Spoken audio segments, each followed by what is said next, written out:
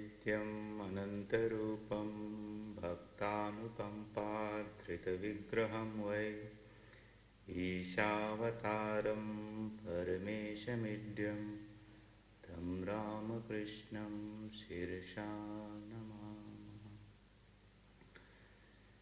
Dear devotees, this morning, we are going to learn a little bit about meditation, and I'm going to give you some training, a guided training on meditation. Some very simple basic steps of meditation that one should be able to practice without much knowledge or deep knowledge about the steps to it, but something that you can practice immediately. This technique of meditation we have systematically designed and put into practice at our schools in Fiji, and we found them to be very, very effective.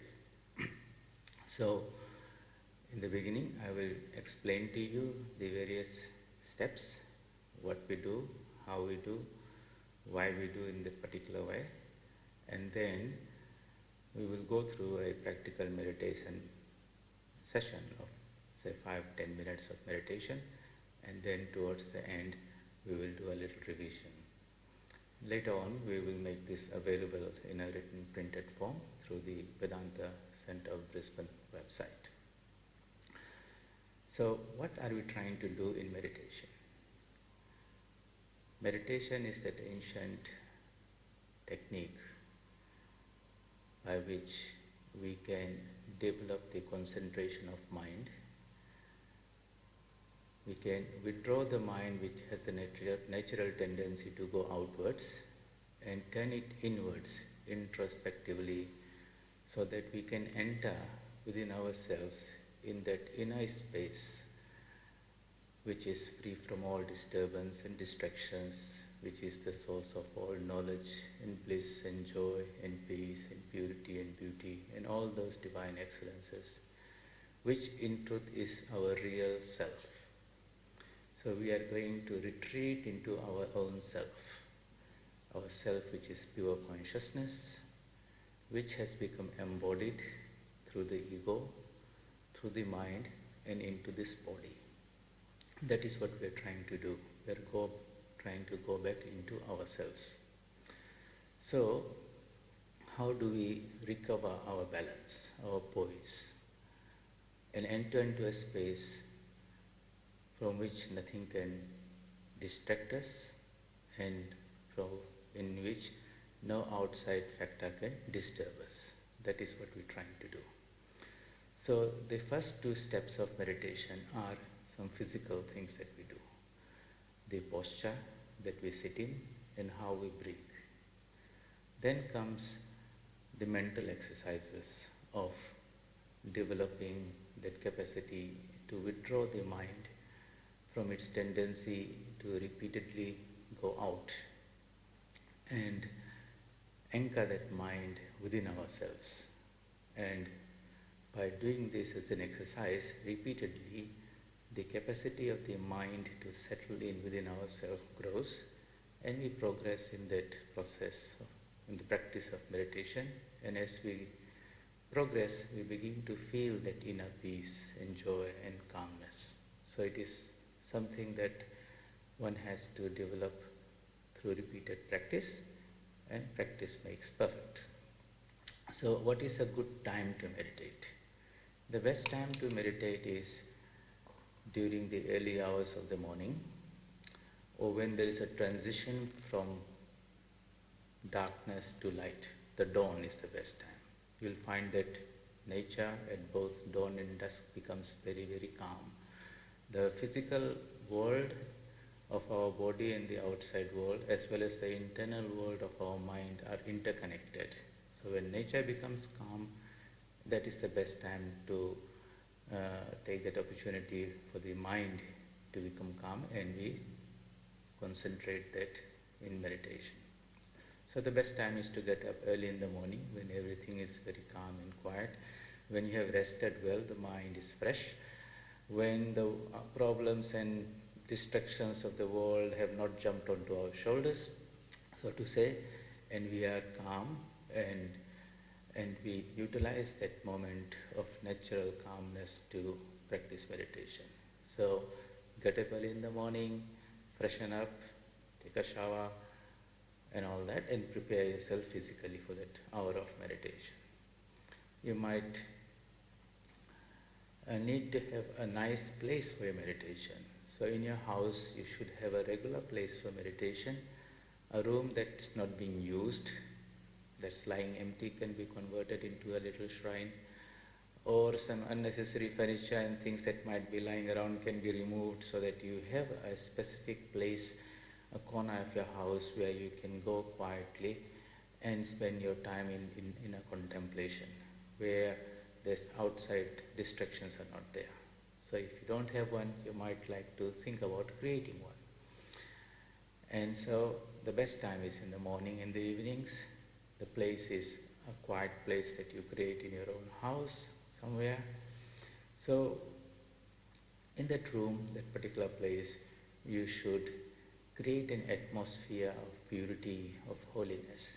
You might like to put some photos of divinities, some beautiful flowers, light up a lamp, burn some incense sticks, and in that place you should always have thoughts of purity and holiness and goodness and purity and calmness.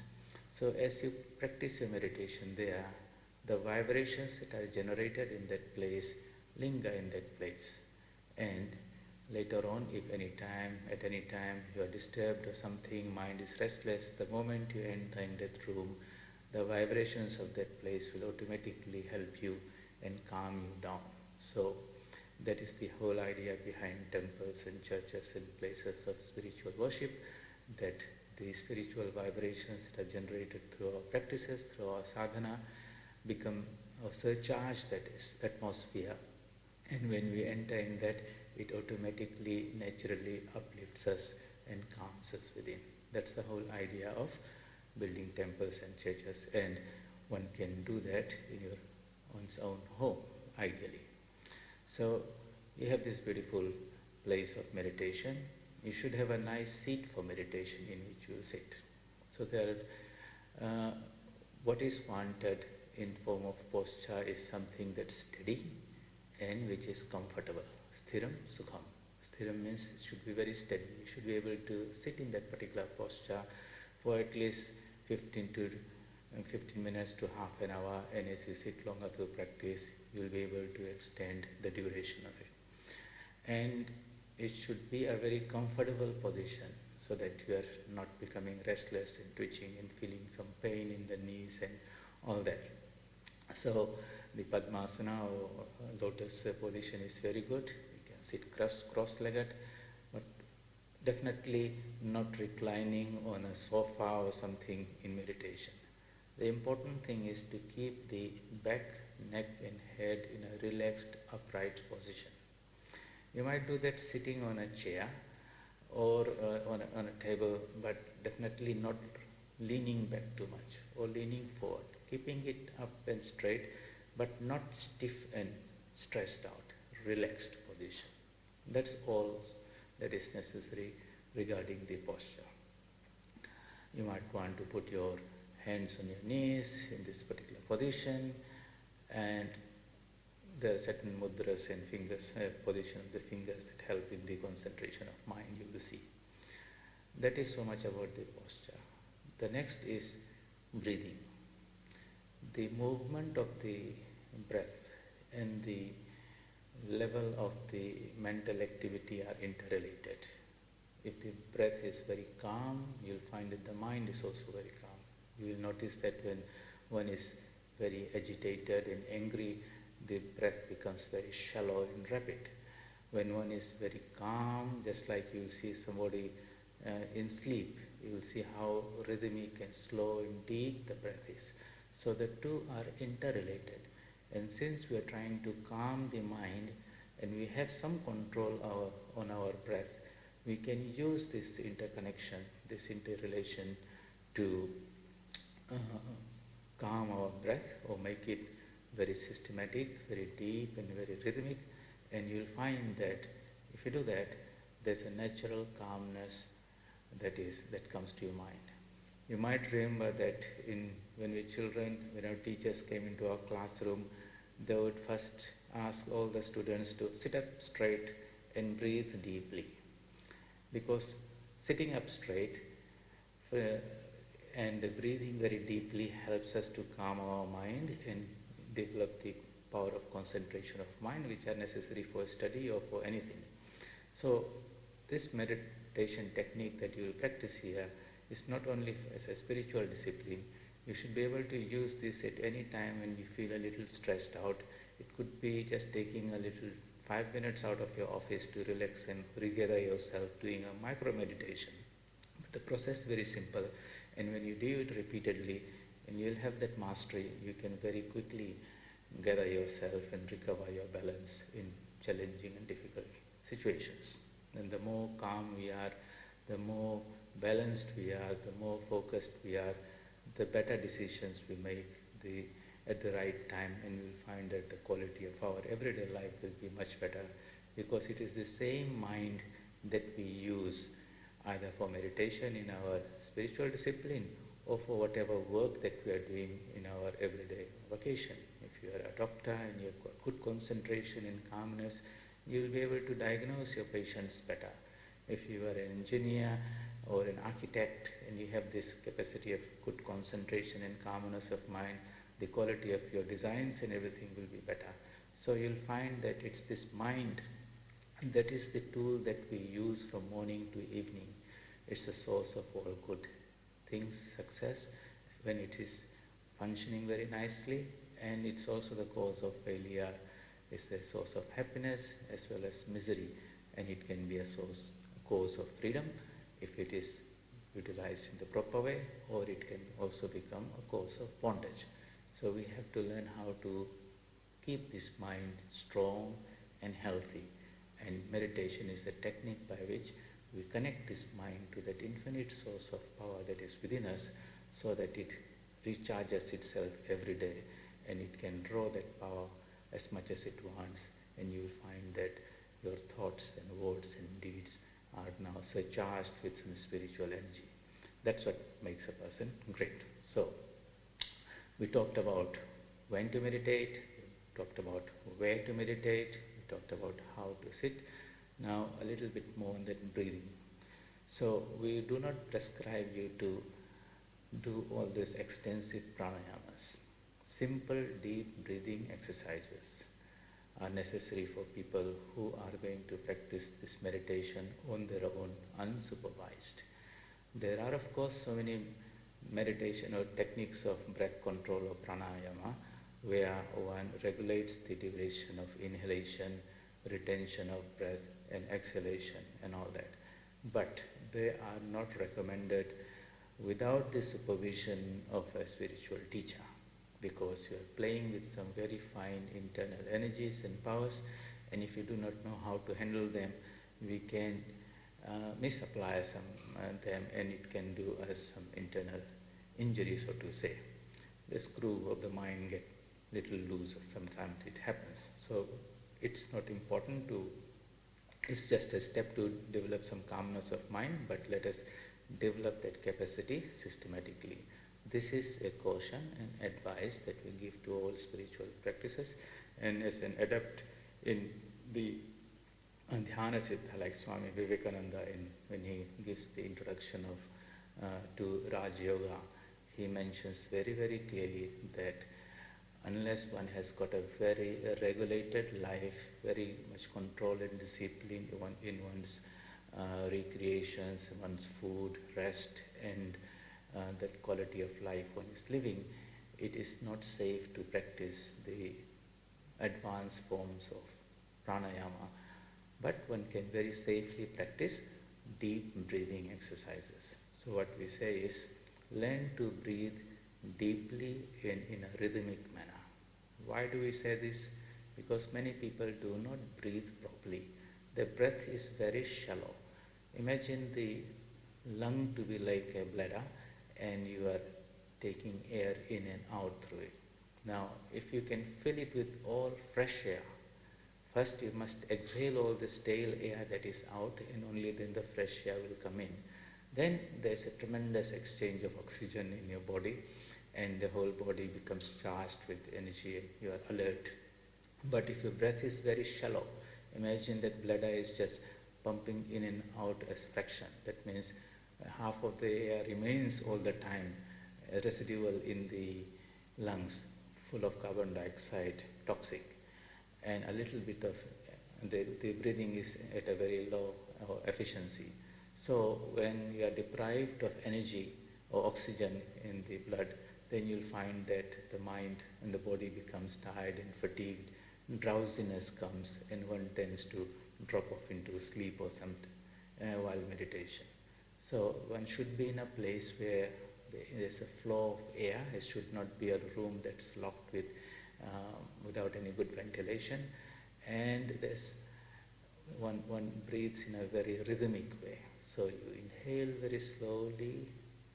Normally we just take a few seconds to bring in the air and it goes out, but try to control that and say, fill your lungs with as much air as possible without stressing yourself, and then very slowly push it all out and empty it all out. And then in a same rhythmic way, just like you see somebody is breathing in a very deep, relaxed way when somebody is sleeping, lying on the bed and sleeping, try to simulate that in your own practice. Do that for about 2 minutes or 3 minutes or count of 10, and focus on that movement of that air into you. Visualize that to be the air surcharged with energy and light and purity. And as it enters into you, it flows through the lungs, into the blood system, into every cell of your body, and all of them become very full of life and energy and health. And when you breathe out all carbon dioxide, of course, but along with that all negativity or stress or tension or anxiety or any undesired emotions that are in the mind, that is also exhaled out. And through this visualization, you feel that your whole physical body and mind is now fully charged, rejuvenated, full of freshness. You will feel that. So much so for the posture and breathing. And one can do this not necessarily only at the time of meditation. During the day, try to maintain a degree of alertness about your posture and try to practice these two things of maintaining a good steady posture and focusing on your breathing. You'll find that the natural calmness of your body and mind will be much higher and not tend to get stressed out too much. Do it as many times as possible, and if you do this, then you'll find that when you sit down in your hour of meditation, you will have this natural state of calmness of mind. The third step is, before we pray for ourselves and try to connect to the divine with us, we try to pray for the welfare of all beings. Why do we do that? As individuals and physical beings, we are separate. But at the mental level, we are connected and interconnected. And at the spiritual level, we are all one. As that spiritual consciousness that pervades the whole universe, Brahman, or pure consciousness, there is one being which we call God or Allah, Bhagwan, or the divine. That projects itself into this world, and the first cloth or layer that it puts on itself is the ego. Then it puts a mask, another layer of intelligence. Then it puts another layer called the mind, another layer called the prana, and then finally it puts on the gross body. So really we are that spiritual self that has embodied itself by associating itself through all these layers of matter, so to say, the panchakoshas. In meditation, we are trying to retreat, to return to that state of pure consciousness. So, in this physical state, we think ourselves as bodies, and other bodies are different bodies, so we are separate. But at the mental level, we are connected and interconnected. And at the spiritual level, we are all one. So, while we might not be able to physically help somebody by giving something material, But because we are connected and interconnected at the mental level, we can generate powerful thoughts, mental energies, which we can send out to others, and they can receive that energy and be benefited by it. So our thoughts are very, very powerful, and we have to understand the power of thoughts. You say something nice to somebody and that person becomes immediately so happy, and you say something unkind or sharp and then other person becomes miserable. We have to understand that there is an energy and a power that goes through words, and we have to learn the art of using that properly. So our thoughts are very, very powerful, and when we pray sincerely for the welfare of others, no matter how far they are, you'll find that in one way or the other, the thoughts reach them and can help them. So what would be our thoughts?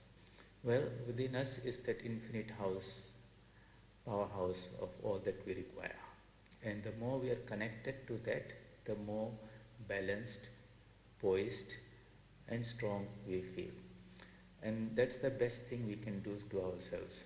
So our prayer for ourselves as well as for others would be, may we direct our mind, may we withdraw our mind from the outside distractions in this world and direct it within, so that we can connect ourselves to that infinite source. Call it the Atman, the soul, the spirit, or whatever, which will then recharge us at all levels of our being, spiritually, morally, mentally, emotionally, and physically. And the more that energy flows out from within, the healthier the whole human being is in all these 5 dimensions of his personality. So the prayer would be, may all seek the divine within themselves. May all anchor themselves and connect themselves to that infinite powerhouse which is already within ourselves. And may we all seek that peace that is within us, that beauty that is within us, that strength that is within us, that knowledge and bliss that is within us. That is that powerful thought that we will direct to people who we know need our help, to our friends and families and relatives, to all living beings that we don't know but that in this world are in different states of stress, to all plants and animals and creation throughout the universe. Let our hearts expand, let our thoughts expand in all directions. Visualize your prayers going out to your right, powerful vibrations, and as it reaches out throughout the universe, whosoever it touches, it uplifts them. Visualize your thoughts, prayers going to your left, in front of you, behind you, in all directions, and from you as the center, animate these wonderful positive thoughts for the welfare of all creation. Then we do the meditation proper, in which we try to systematically, repeatedly withdraw the mind from the outside distractions of the world and focus it at one point within ourselves. That point will be within our own heart, in the position of the heart, not the physical heart that's beating, but imagine your whole body to be made of light, so to say. And at the level of the heart, therein you do some mental visualizations. Visualize that there's a beautiful lotus in the center of your heart, fully bloomed. Imagine the petals are all nicely spread out, full of freshness. You can see little dewdrops sitting on those petals, full of fragrance. In the center of that lotus, visualize a flame of a candle that is kept in a windless place where there's no wind, it's perfectly steady, without any flicker. Imagine that the light that is emanating out of that flame fills your whole being. It fills your every cell of your body, which lights up with its radiance. It fills every corner of your mind and dispels any darkness that is within there, any stress and tension and worry. It just lights yourself up. So basically we are trying to focus on that spiritual essence that is within ourselves, and we are going to reinforce it with some divine qualities and make it very attractive so that your mind seeks to get into that space. It wants to get into the space. It wants to remain there and not want to leave there. To help in that, if you naturally will find that if the mind finds something very attractive, it will go to that and want to remain there, whether you want to talk about some situation or some person or something. Now if we can educate ourselves about our own divine nature, our own divine beauty and purity, and the mind becomes convinced that the most beautiful thing is within us, this outside is only a reflection of that beauty, the source of knowledge is within us, outside is only a reflection of that knowledge, shadows of that.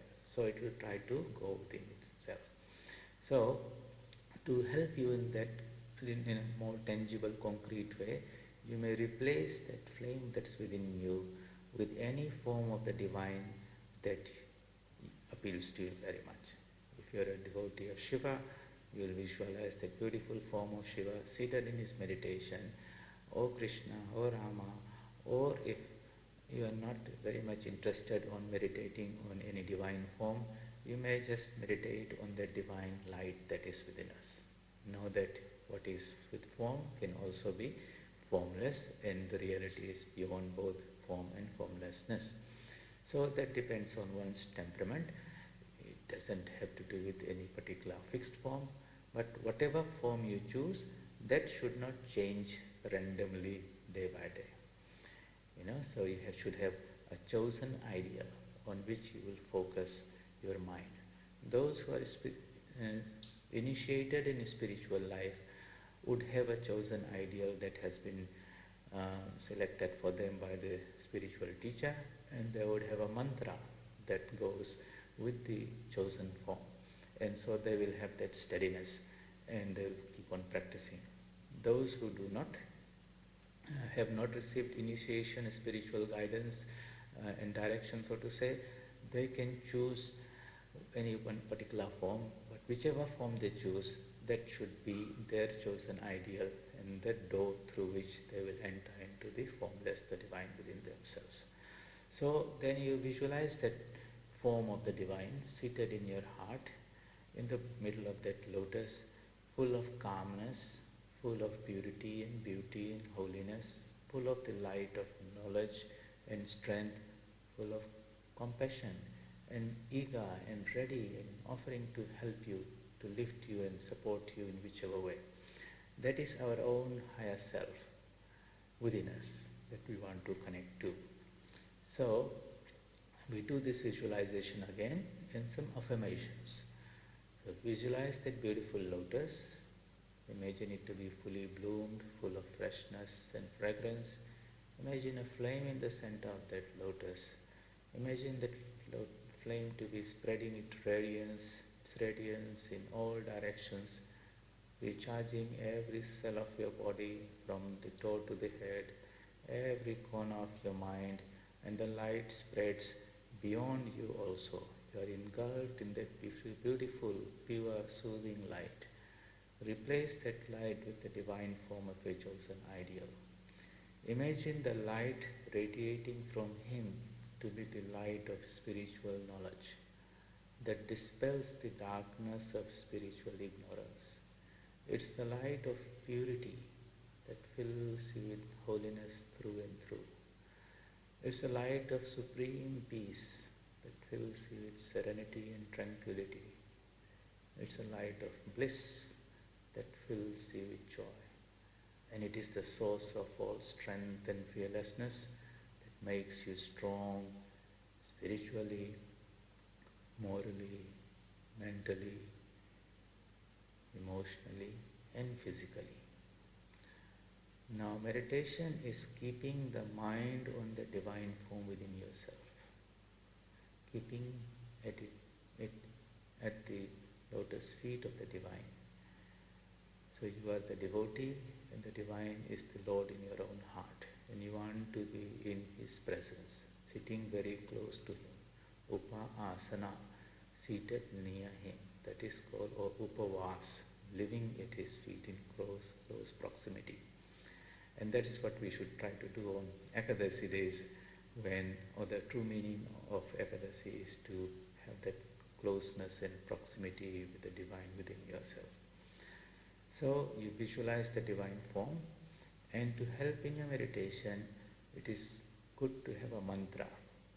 The science of mantras is another field. Those who are initiated will have a mantra given to them by their guru for that particular chosen ideal or form of God.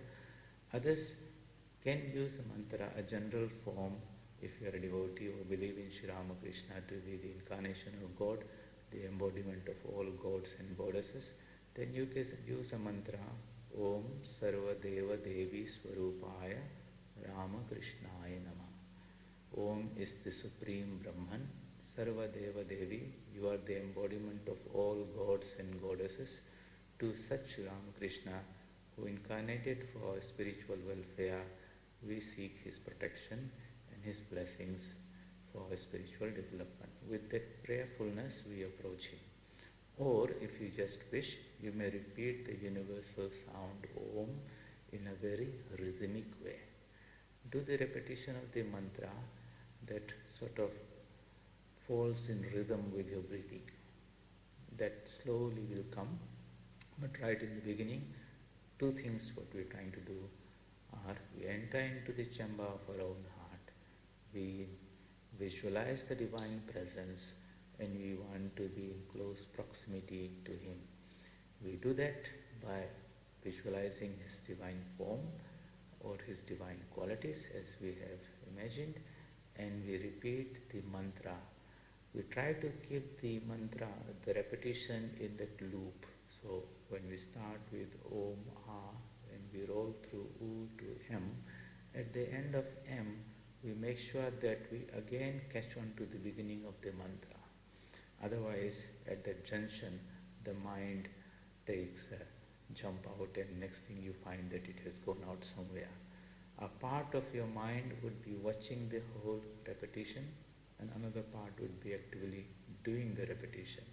The details of this we will discuss in tomorrow's class, that is on mind management techniques, the science of it, but today just the practice.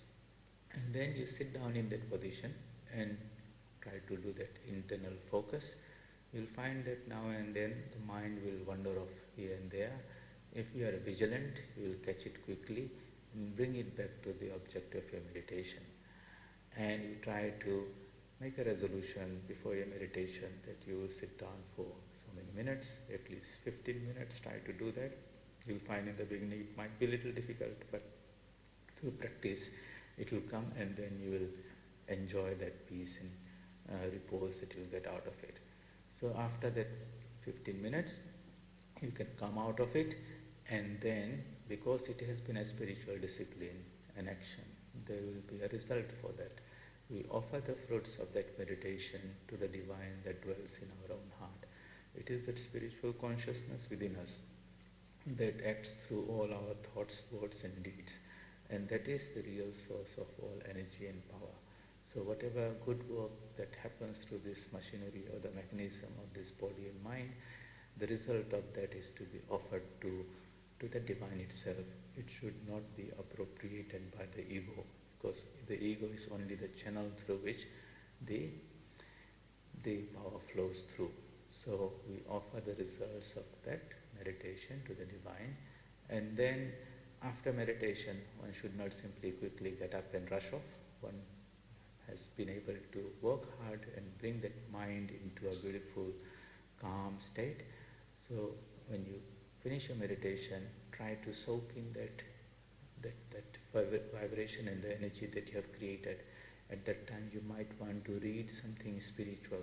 The mind is very calm and finely tuned, and at that hour when you read the scriptures, they reveal themselves more because the mind is now in its best condition for the whole day, so to say.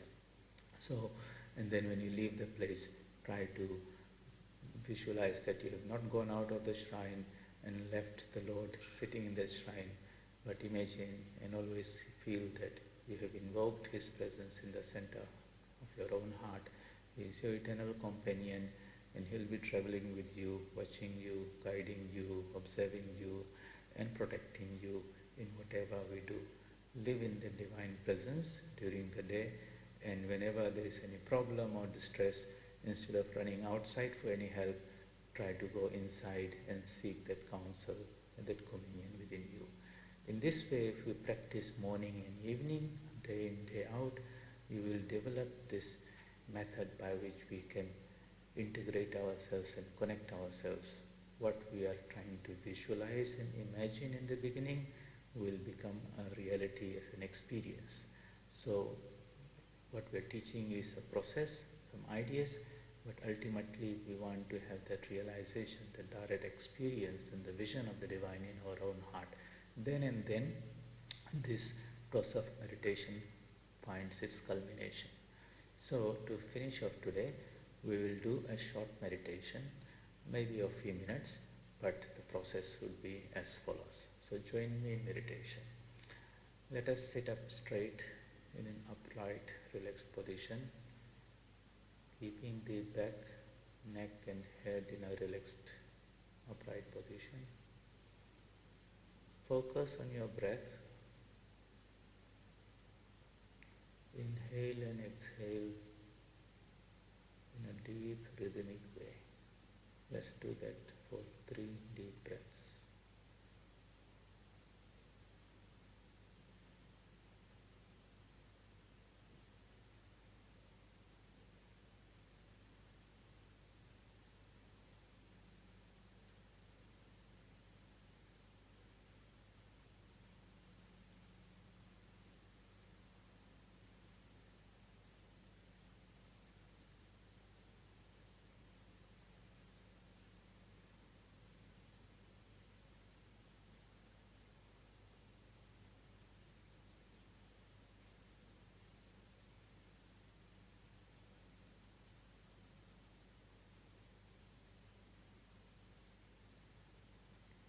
I've done it for 3 deep breaths. Let us pray for the welfare of all. May all be peaceful and joyful. May all seek the divine that's within themselves, the source of all purity, beauty, joy, strength, fearlessness.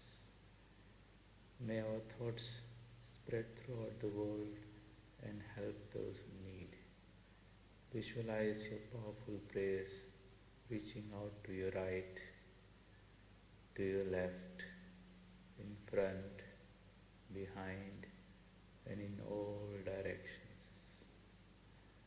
Now withdraw your mind from the outside world and focus in the center of your heart. Visualize a beautiful lotus staring, fully bloomed, full of freshness and fragrance. In the center of that lotus is a beautiful flame, luminous and steady, like a lamp kept in a windless place, spreading its luminosity and radiance in all directions, illuminating every corner of your mind and recharging every cell of your body with its divine power.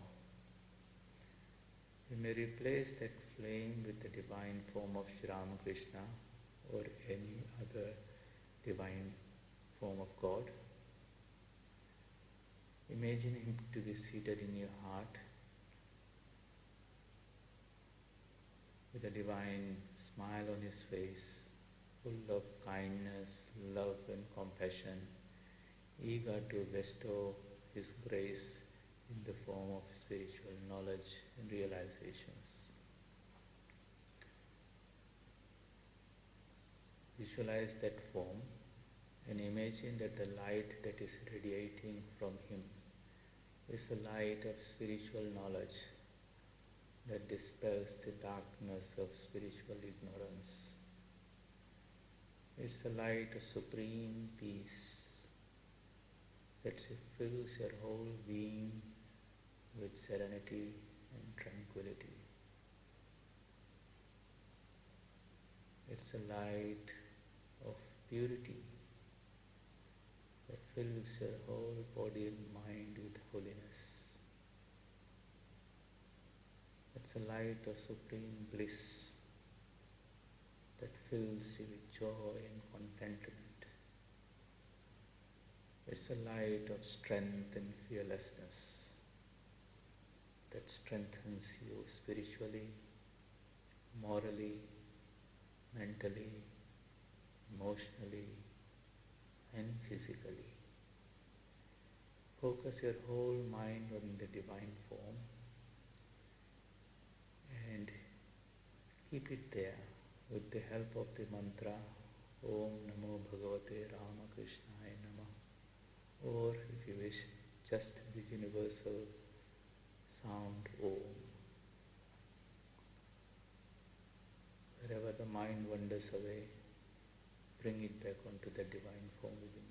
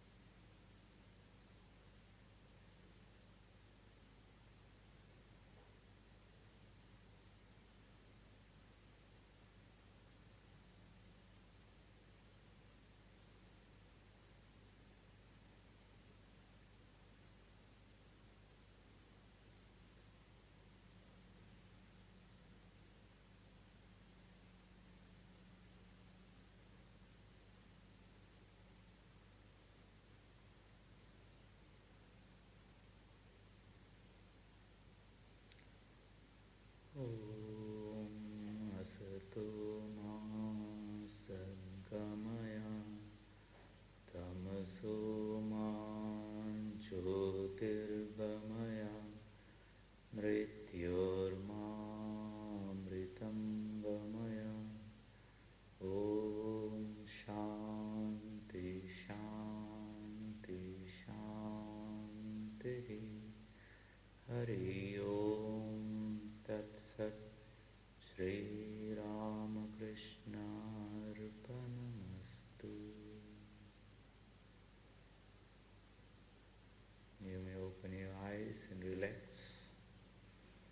Today we meditated for only a short 5 minutes or so, but in your regular meditations you should try to sit for at least 15 minutes to start off, and then gradually you build up the duration.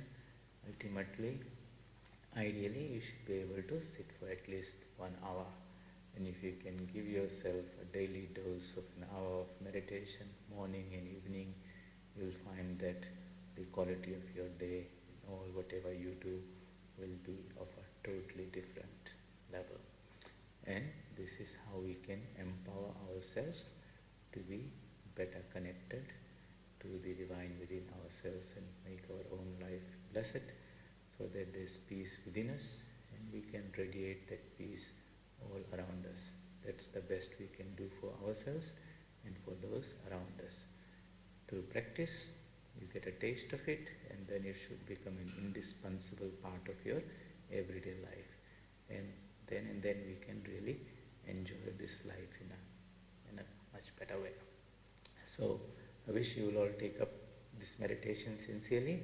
What we have taught is a very simple beginner's level of meditation.